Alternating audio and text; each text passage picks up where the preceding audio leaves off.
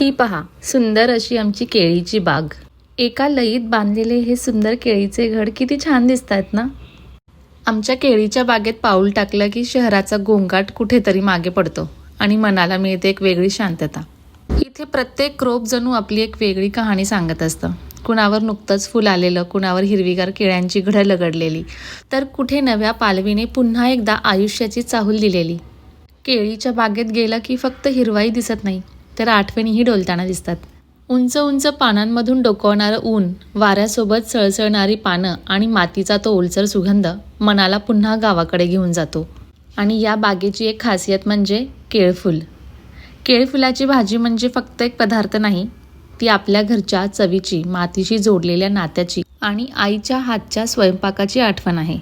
केळफूल साफ करताना लागणारा वेळ, मसाल्याची फोडणी आणि त्यात परतलेलं केळफूल आणि शेवटी ताटात वाढलेली गरमागरम भाजी. शेतात उगवलेलं, घरात शिजलेलं आणि मनापासून खाल्लेलं, याहून सुंदर अन्नाची गोष्ट दुसरी कोणती?